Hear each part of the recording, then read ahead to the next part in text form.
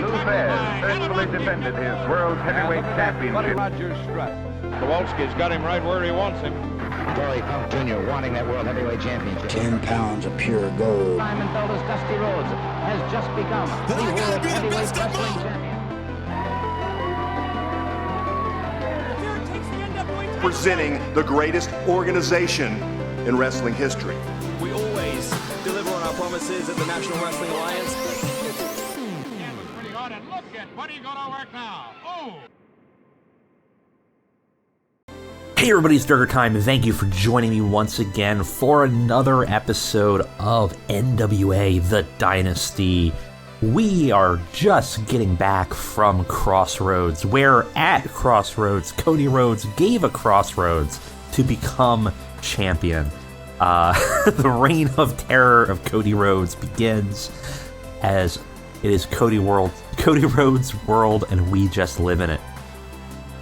Now, all but our world television title have been decided. So, if we are to look at our titles, we have a new tag team champions in Devon Eriks, a new world women's champion with Allison K, and of course, the new owner of the 10 pounds of gold, Cody Rhodes. Now, as we had talked about in the previous episodes, these are alliance titles, which means that anybody that's in our alliance can utilize them. And I think it's time to introduce some alliance members, maybe one or two. We're going to start slow and look at what we can bring in. Now that we have belts, we have some prestige. These guys can go out there and work. But first, something feels like it's missing from the screen. And there we go. All right, we got our little sidebar of title holders, a staple of the NWA save brought back. So now as the titles change hands, we can see our top titles on the right side of the screen, just where it belongs. Now, we do have some alliance work to do. Let's go ahead and look at that. First, though, we do have that World Television Championship that's going to take a while to fill out because we do have the Strongbow Memorial National Television Tournament, of which we already have some results in, but a first time I've ever booked this. So that is super cool. We have a round-robin tournament. TEW does a nice job of setting this up. As you can see, it does do the zeros and X's and kind of figures out, who's won what, and gives a pretty good look. These are difficult tournaments to book, and we'll see how it goes. But the winner, after facing everybody, will end up being the television champion. So very cool. A different way to do it than we normally done. Right now, Ricky Starks and Dave Boy Smith Jr. both at 1 point each, and we'll check in on this frequently to look at how this shakes up. Let's go ahead, though, and look at our alliance. So our alliance, again, is a public alliance, which means that our prestige and momentum will affect the other members. So we're not going to share money. We're only going to share sort of prestige. Like, they're going to be known as an NWA affiliate, and if they falter, then we get hurt. And if we succeed, they do better. And if they succeed, we do better. So we're going to get some bonuses for that. Of course, alliance loans and talent trades are going to be an option. Probably not something that's going to be a huge deal, especially because a lot of the potential candidates out there are simply not people that have exclusive deals. If you think about it, the exclusives, maybe a couple in Impact, though I doubt it. I'm sure most of Impact's roster is just in a non-exclusive contract. Doesn't even say on here. written contracts, no exclusives as far as I can tell. I am seeing just written, maybe one or two exclusives. So in a situation like this, while they do have written contracts down, none of these have exclusives that they have to wrestle for only Impact, as evidenced by some of the people that we have being here. So there's really not much of a benefit in the Alliance versus like an AEW that might have some people locked away, a New Japan that has people locked away. Obviously, WWE has people locked away. So, the Alliance trading element is not going to be that big of a deal. It's going to be about building it up and finding people that fit the feel and feel like they would be a good addition to spread out. We're going to start in America. We're going to try to slowly incorporate things. I think we're only going to look for maybe one or two Alliance members right now. Probably size should be tiny, anywhere between insignificant and small, because we don't want to necessarily go bigger than us. Now, if we went bigger than us, one, they might not accept. Bigger is all elites not going to accept. They're not going to join us. But even small, Game Changer might, Major League Wrestling might. But we have to be careful because, they're going to have maybe more power over us because of their size. If I were to invite MLW, they would, so that might be an option that might be interesting, MLW joining up, their success bleeding into ours. They're currently ranked 13 in the world. Currently, we are probably much, much smaller right now, even though we did some good stuff, 15th. So actually, despite being only tiny, just a tiny little company right now, on the cusp of small, we're only a few ranks away, which is kind of interesting. The other options, I kind of like that, actually. I'm not hating the idea of partnering with MLW. Let me just look at US for now. So we got a lot of these new companies out here. We want to be careful about some of these. We really want to eyeball what money they're making, because we don't want to necessarily take something that is going to completely drop in money. So we've got a lot of these championships: Arizona, Hollywood, and Memphis. Their momentum's low. Momentum for Memphis, for some reason, though, very high, as is Arizona. Hiring Ian Riccaboni is interesting. Might not be a bad idea for us as well to soup up our announcement game here. Interesting. Show history's doing pretty okay since they've started here. So the championships might not be a bad get. Obviously, we're not super concerned about their roster because we can pretty much bring anybody in. They have good headway in the Southwest. So there is some advantages also of finding people that are in territories that we are in currently, because they'll potentially use our guys. So Southwest is not going to help us too much. But, Memphis certainly might, if it wasn't for the fact they have such an abysmal rating there. I don't hate the idea of bringing them in, though. We got Devotion. DCW is a small Delaware company.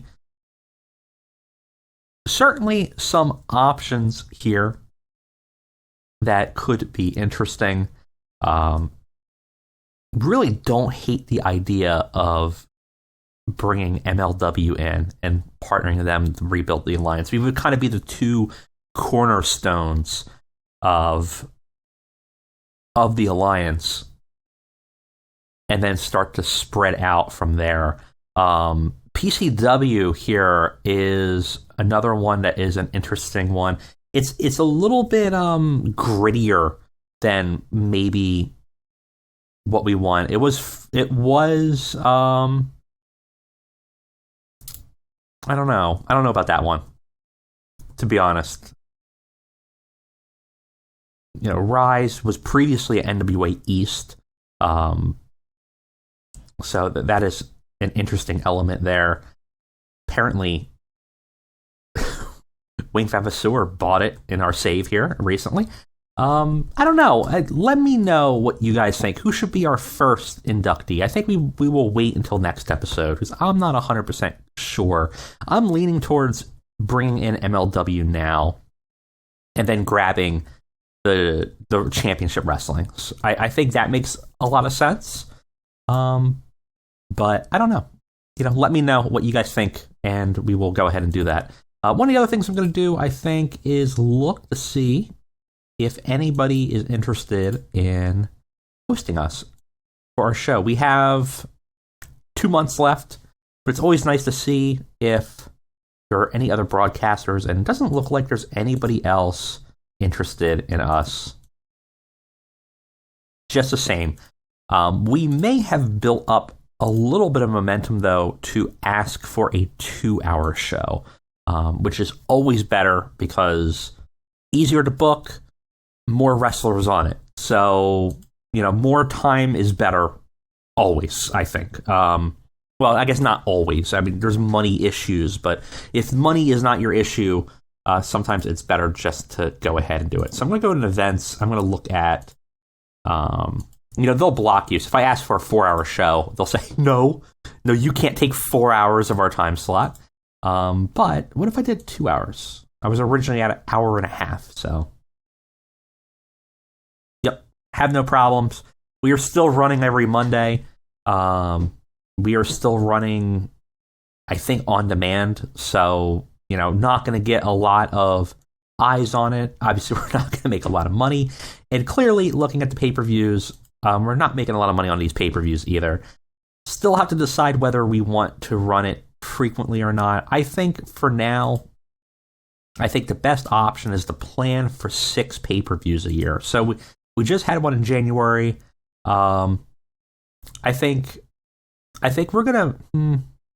Do we want the Crockett Cup right now? We're already doing a tournament, so I don't know if the Crockett Cup is really the one we want coming up in March. We probably want another pay-per-view. I'm gonna probably move Crockett Cup out so that when we conclude the Strongbow Memorial, we can start to build to the Crockett Cup to then have it end. I don't know if I necessarily want two tournaments running simultaneously. So we'll bring in a new pay-per-view. Just got to figure out what to spot in and slot into that spot there. But once we do, we'll have a new pay-per-view. And I think we'll have a pay-per-view in March. And we'll do that every other month, I think, is a good cadence. Gives us 6 pay-per-views a year. Gives us 8 weeks to build to them, which means there's a lot of time to build stuff. And it makes the TV shows more important than the pay-per-views, which is always important and it's always helpful. So yeah, that is the plan. Let me know who we should add into our alliance first. I'm kind of leaning towards maybe bringing MLW in, but let me know. I think that would help because we can kind of leech off of their success. We run into risk though, and this is what's important about this. Just before we commit to this, is all of our championships, right? If we bring in somebody that's larger than us, right? We do run the risk, because all of these are alliance belts, of them stripping our champions away. Now, that's not a huge deal because we said we were going to work with that. But we do want to protect the prestige of our workers, people that we're building up. So ideally, we want to be in control as much as possible of who are on the top of this.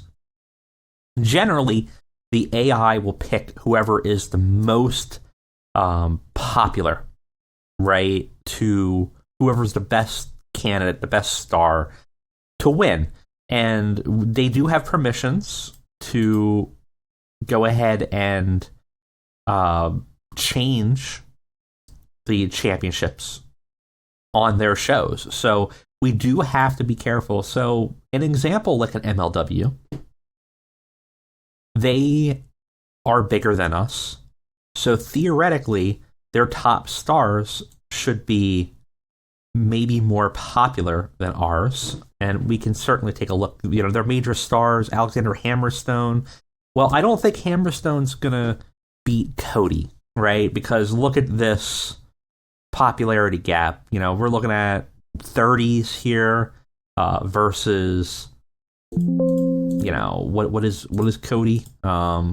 Probably like in the high 60s, 60, 64. So we don't run a risk there of them stealing the belt from Cody. But Allison K has a pretty decent ratings, about 32 to 34. She's mildly popular in the areas that we're running. But if MLW has someone that's much, much more popular, you know, if we have somebody that is, like, looking at their female stars here, they probably don't. We're probably safe. Yeah, Taya Valkyrie is the closest, could potentially take the belt from her. So if we're concerned about that, we really have to look about who we bring in. Certainly, I think our tag teams are probably under the biggest threat of being overtaken. So if we look at the Von Erichs, who, you know, in real life work at MLW, so that would be kind of funny if an MLW team took it. Yeah, mid 20s, high 20s, some low 30s in some areas. So not too bad. Considered, you know, well known here. And I don't know who currently are teams here. If you look at their tag team titles, see who their top guys. Tankman. We could take a look at who they might try to put against them here. It actually would be kind of funny if they, yeah, Jacob Fatu actually, again, in a tag team, could potentially overtake them. So that is a bit of a problem. Are their tag teams probably not going to, from the looks of it, but so they might be safe, but we have to be careful about that. If it does happen, it's not a huge deal. We roll with it. What that means, though, is that for the most part, our alliance titles are going to be not as much of a focus in terms of story building. You know, these wrestlers are going to be, we're going to be focused on them as wrestlers and in personal drama, and not necessarily about the title. And that's just simply because we don't necessarily have the ability to control it. But that won't happen until we add people into the alliance. So let me know who should be our first. I think we have two major options. I think MLW, or maybe scooping up all of the championships and bringing them all into the fold and bringing them back home. Let me know what you guys think. All right, we have an episode of Worldwide to run, so let's go ahead and move on over to our PM screen, and let's try to book a good show. All right, before we get to the PM screen, let's discuss some retirements. Bob Holly, Shark Boy, Alpha Jr. all retiring out of wrestling here. We also have some news, something about Thunder Rosa's and Alone. Southeast Regional Battles. We actually finished 3 out of 8, which is certainly not too bad at all. Because of this, attendance for NWA shows for this region will be reduced by 5%. Actually, I guess it wasn't that great. So we are actually, because we're not on top, we're seeing a reduction of our attendance. That is certainly a bummer, especially because every eyeball counts. But what are we going to do about that? I wonder who... I'm trying to remember where to find regional battles. There it is. Let's see. Who beat us? Southeast, their primary. Impact at NXT. Though, you'll look at that, not far off. Only 1 point better than us in terms of score. That's manageable. That's doable. I think we could overtake both of those. Just run a little bit sharper of a show. So that's our goal, is we're going to be trying to shoot for 61s. We need a 61 average this month. It's a bit tough because, we got some good, we certainly have some good workers. But it can be difficult to book consistently at a 61 at our size. So for look at our past shows, 54, 54, 59, 59. We got close over here, but some of our other shows really hurt. Definitely, certainly hurt here. And even things like, Eddie Kingston versus Cody Rhodes, which I would have thought would have been a much higher score, kind of failed. If we look at what succeeded here, it's hard to tell. It's hard to really say for sure. Certainly we had some lower end things. We knew Crossroads was a bit weaker. Our last episode of Worldwide I thought was pretty solid, but we definitely had some weaker elements there in some of our women's division. And that Tim Storm match was kind of a suck. So, it's hard to say for sure. But I think that's our goal, is we're going to try to get 61s or higher for all of our shows. It's a hell of a challenge. So we know what we want to shoot for. Let's try to kick NXT's ass this month. That's my goal. All right, let's go ahead and let's book this show. All right, we got some backstage incidents to deal with. A whole bunch. Holy hell.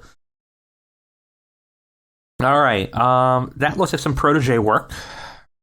Ricky Morton's been passing on tips to Tim Storm. Thank you. We got something of a QT Marshall and Brock Anderson passing on tips as his protege. That is helpful. Hopefully the same. Yes, QT Marshall doing his work as our head trainer and really putting in the minutes there. And something involving Colt Cabana. Colt Cabana came to backstage and he thinks that Tim Storm Jr. has a bright future and he'd be willing to put him over in order to help him take to the next level. Thank you, Colt Cabana. What a treasure you are. Could you imagine hating Colt Cabana? The offer is good for 3 months and will expire. Is good for 3 matches and will expire in 4 months. So we could do. Colt Cabana is willing to go to lose 3 times to Tim Storm. Now we have a storyline for both going forward, but maybe we when that's done, we decide to move something in on the undercard for Colt Cabana here and have a little storyline, like a friendly competition between Tim Storm Jr. and Colt Cabana. That's super cool because that's going to build up Tim Storm Jr. for us, which is always nice. Now, got some absent workers. We know that Breeze is hurt still. Hopefully he can come back soon. We also had hired Matt Cardona because he's a Cody friend, so he is out injured but is available for Wrestling Worlds. I figure we'll bring him in occasionally when needed. I think he's a good get. So, again, I'm going to try not to hire a lot of people. We're not really going to hire many more. Maybe an occasional get here and there where it makes sense. But for the most part, our roster is relatively locked down, and we're going to be focusing on growing that. But we got to get some morale issues out of the way. We do have an open forum option. If we look at our backstage, it's not bad. It's at 100%. We have some negative influences, and we have some morale issues. So our morale's relatively fine. Any negative we look at, only a couple. Jamie Hayter's upset because she was left off the show. Fair. We haven't really used her at all yet. But again, we had talked about wanting to bring them in, and she's going to be brought in, eventually, probably this month. Curtis Haxel, same situation. He's irritated. He was left off the pay-per-view. And Homicide, irritated being left off the pay-per-view. Yeah, irrited's one of the lowest morale issues. So something that we want to be careful with. But I think it's safe to just go ahead, let them air it. Let them yell at me. Say they're going to go to Dustin. They're going to say, Dustin, I can't believe you left me off the show. Why are we not being booked? And we're going to tell them creative doesn't have anything for them. Don't worry. We got plans coming forward. Trust us. You'll be on the next show. You'll be fine. And hopefully that actually already cleared them up. So already no issues. That was very easy to solve. And it probably I doubt it even affected our backstage. We're still at 100%. So we are still, it barely did anything to us. No big deal at all. And we do have a smaller attendance, which is a bummer. Go ahead and select the studios. So we definitely are seeing a drop for this month. But that's fine. We're going to put on a hell of a show. We're going to get that 61 or higher. And that's what we're going to really focus on. So let's go ahead. Let's run this show. I'll catch you guys on the flip. Let's go kick NXT's ass.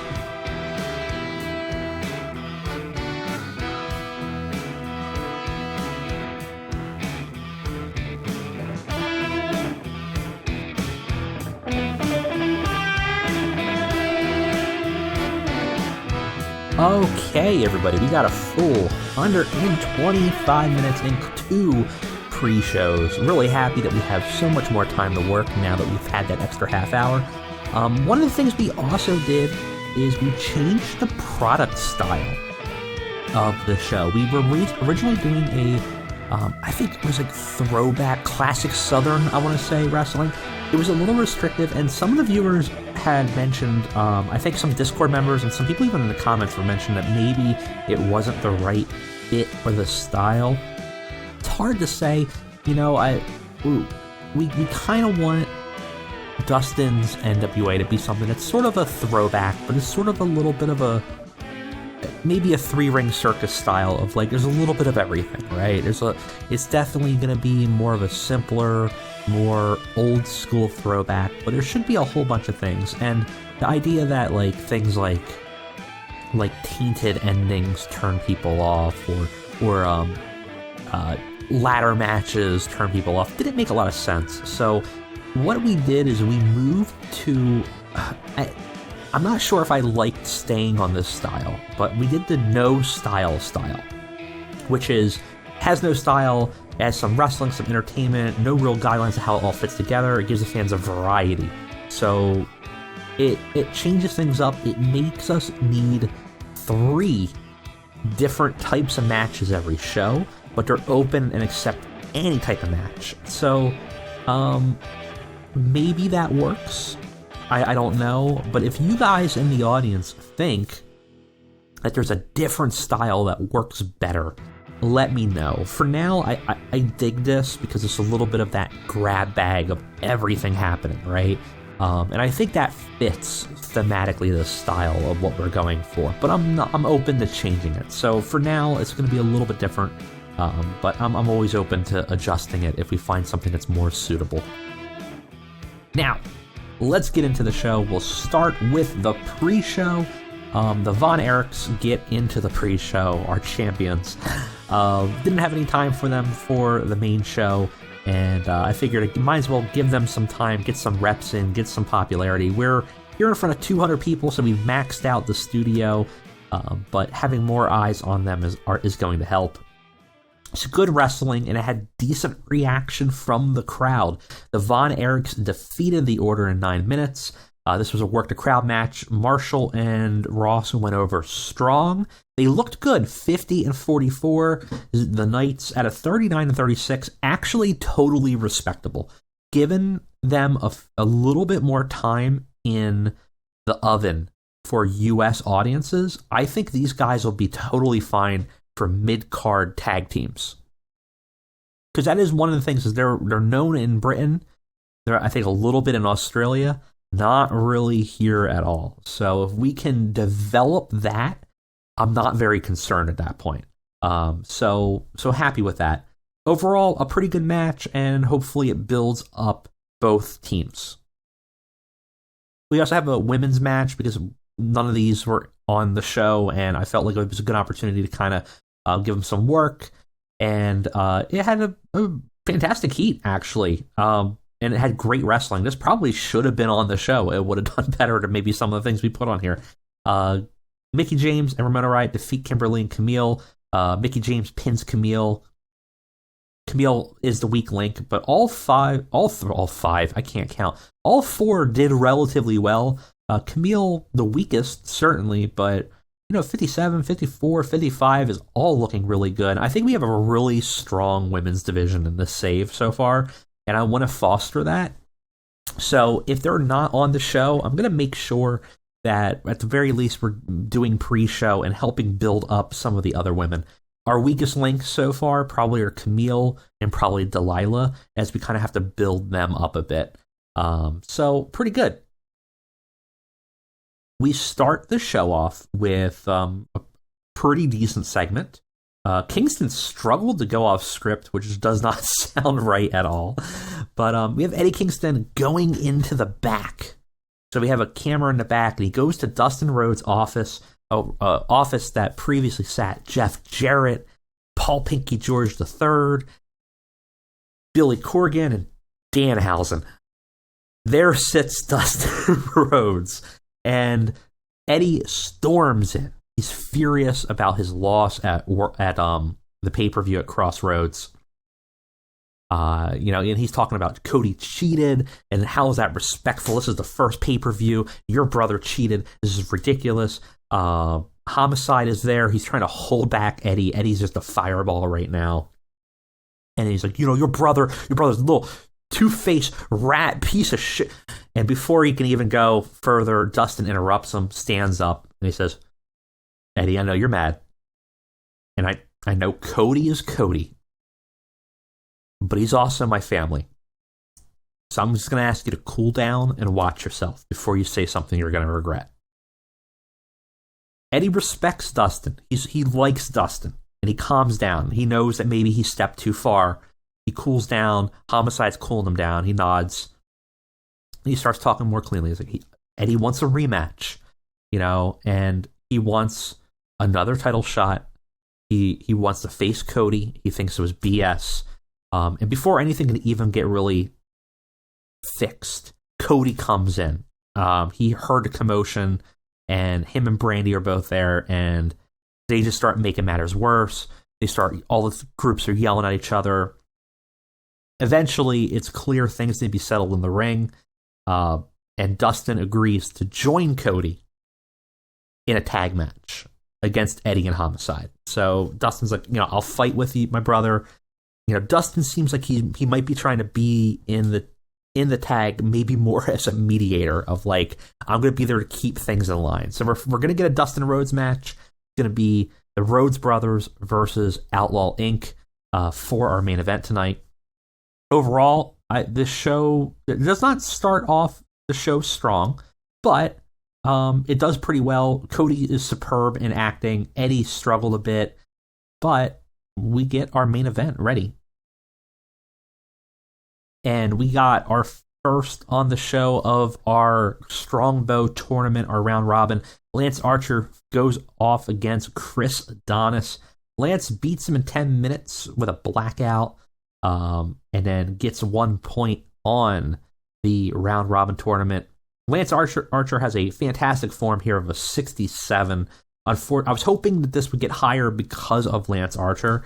Unfortunately, though, Chris Adonis' performance is just a little weak here at 39. But a dominant start for Lance Archer's career in NWA. Oh, God. Oh. So that was supposed to be Lance Archer. And I typed Lance and I wasn't paying attention. And it became very clear it's Lance Anoa'i, not Lance Archer. So for some reason, Lance NWA is dressed up in cosplay as Lance Archer.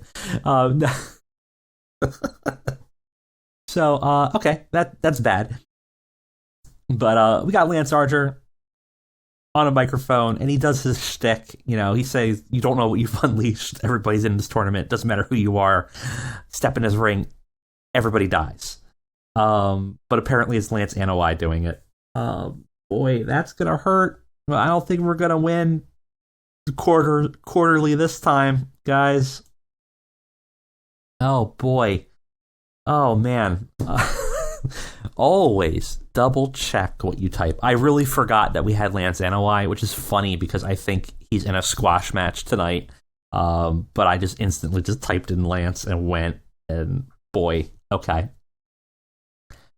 We got Arn and Brock coming out to the ring for a promo. Arn Anderson's all bandaged up. He's getting a neck brace. He was attacked at that pay-per-view.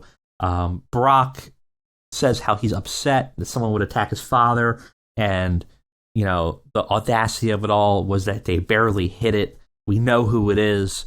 We got to stop playing games. Ace Austin comes out to confront him and just laughs about the whole thing. He goes like, "This wasn't meant to be a secret. It was meant to be a message," Ace Austin says. "It was a message to you, Brock. It was a message also to those in the back, like Arn here, that there's a conspiracy against Ace Austin, and it will not stand. And it's a message to state that I am not afraid to take out anything in my way to get what I want.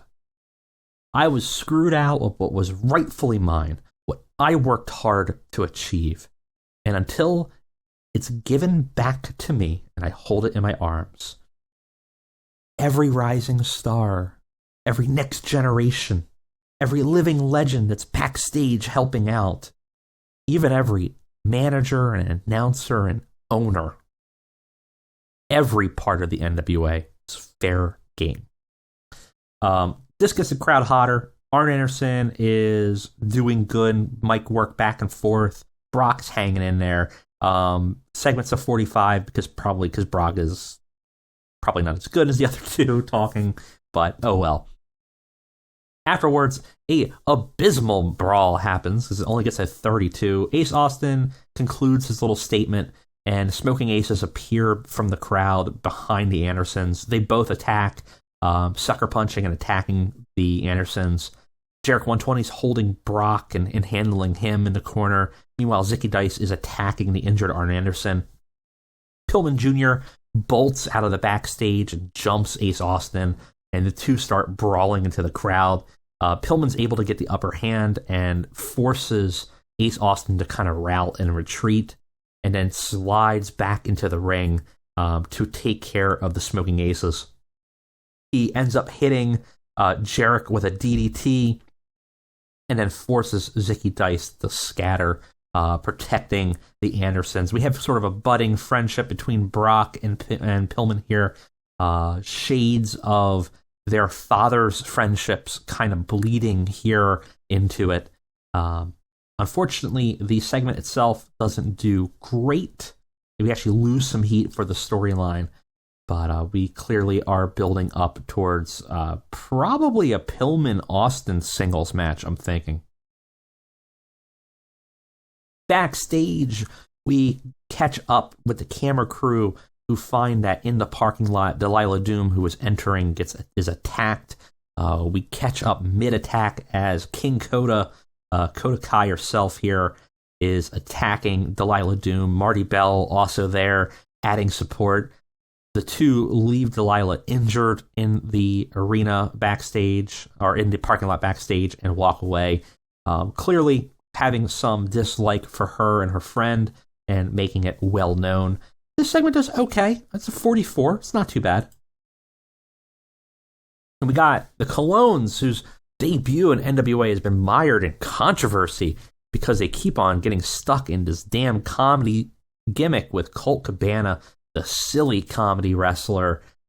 This is a good match. Aaron Stevens, who had previously made the save, is here with Colt Cabana, and fighting the Colognes, and Colt and Aaron defeat the Colognes in 10 minutes. Colt Cabana submits Orlando, giving with that inverted Boston Crab.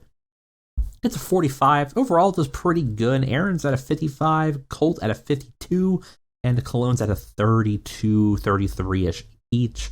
No joking matter. The storyline advances here.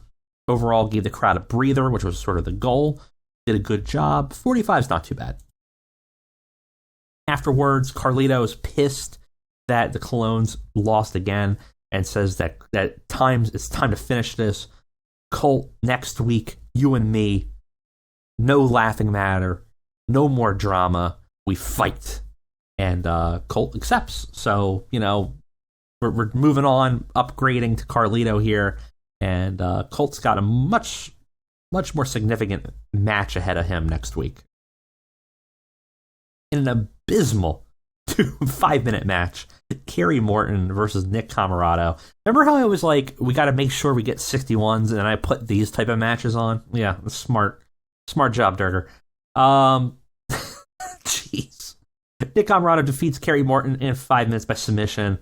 This is a bad match. Nick does okay. It's a 45, but Kerry really sucking out there.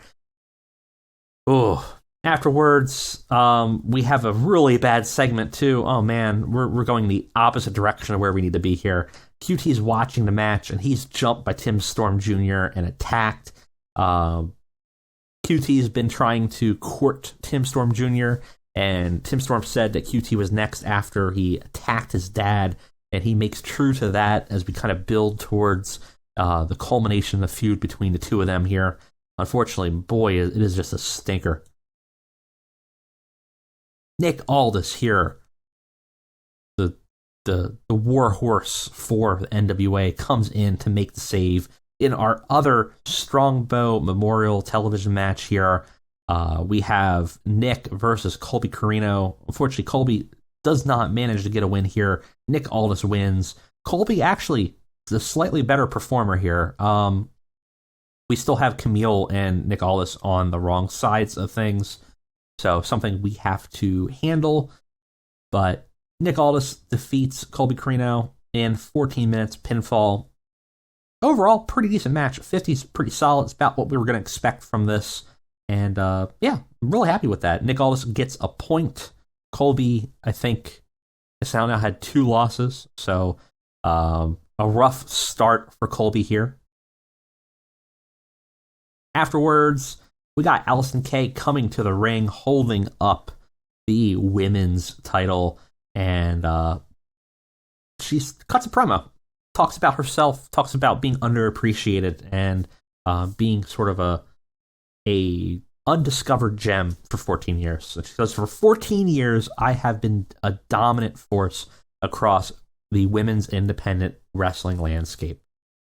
I've challenged people all across in America, in Europe, and in Japan. I faced off against the toughest competitors that exist on each continent, and I've consistently been one of the highest ranked women in the PWI rankings, and I have yet to ever get any respect.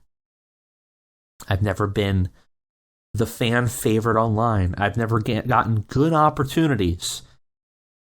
I've always been passed over. Well, it's time to respect me now, because I have this, and you're going to play on my terms. I'm not hiding, because I'm not like that. I'm a fighter, down and dirty. And I'm not afraid to get dirty, because end of the day, I'm going to break you all. And if you get into the ring with me, I will grind your bones to dust and use that dust to polish my title. So if you want a shot, here's the deal. I'm here every week. Beat the clock.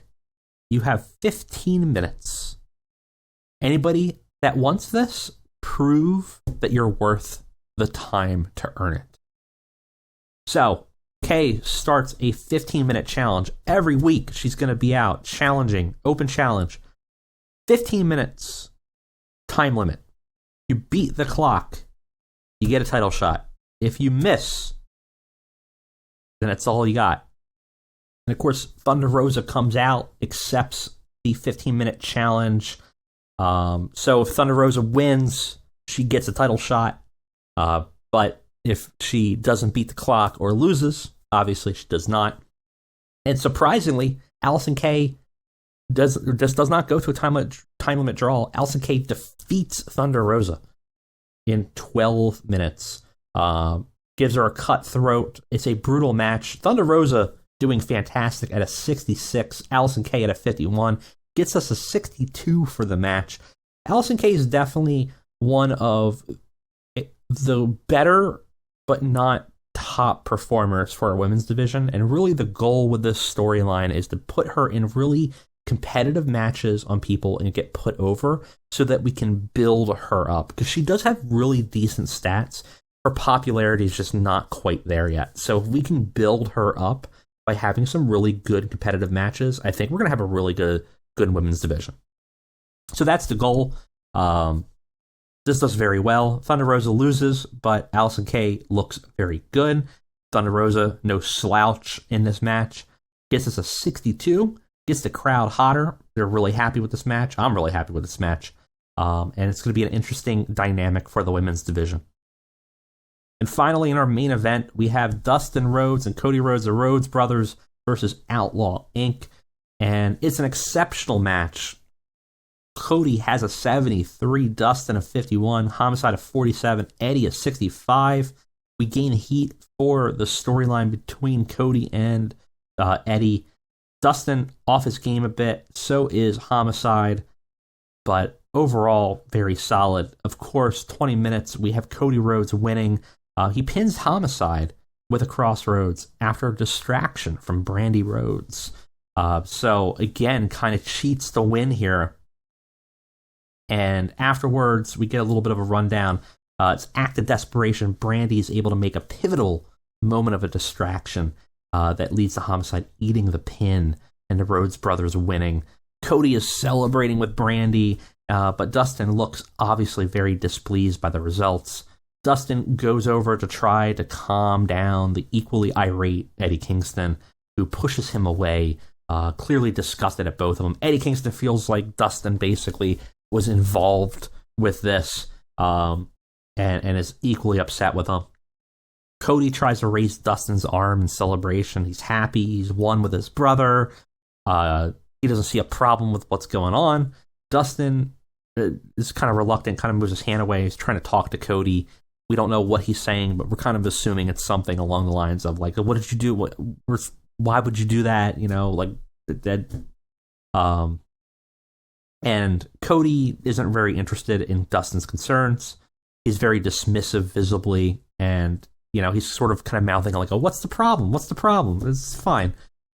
Before he ends up celebrating with Brandy on his way out. So we're seeing a little bit of a fissure between the Rhodes brothers, and Eddie Kingston obviously getting more animosity towards Cody, but also now building up some animosity towards Dustin as well, who he views as an enabler, probably, and a person that may even be in cahoots with the shenanigans. And Cody clearly continuing to show that he is not afraid to cheat and twist things around and be a very, not despicable, but a very dirty player in the title scene here. This gets to 52. I don't think we're getting our 61 today, boys, but I think we're probably going to get like a mid to high 50s, which is not a bad spot. Oh, 60. I'll take a 60. 61's really where we want to be. Some major missteps, especially Lance NWA cosplaying as Lance Archer is definitely a big misstep, but that's fine. We're still building things. We're still growing things. I'm very happy with this show. I will gladly take a 60. All right, we got some mail. Worldwide viewing figure, 17,000, almost 18,000. It's not bad. Of course, our regional battle is a bummer, but hopefully something we can turn around. Anything in the news going on? Not really. The The audiences seem to, though, feel that we are doing very well in terms of performance here. So I'm very happy with that. I think overall, pretty good. And, of course, let's quickly just look at what our tournament is shaping out to be right now. We got Ricky Starks with 1 point, Nick Aldis with 1 point, Lance Archer with 1 point, and Davey Boy Smith Jr. with 1 point. Colby Carino now with 2 losses, unfortunately for him, and Chris Adonis with a loss, as well as Jacob Fatu with 1 loss.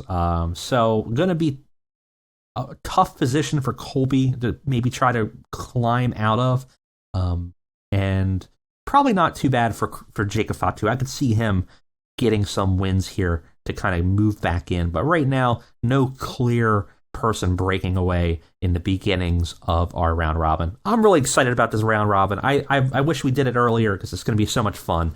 Hope you guys are liking it too. But anyways, that is it for me today. I'll see you guys next week for another episode of NWA The Dynasty. Thanks for watching.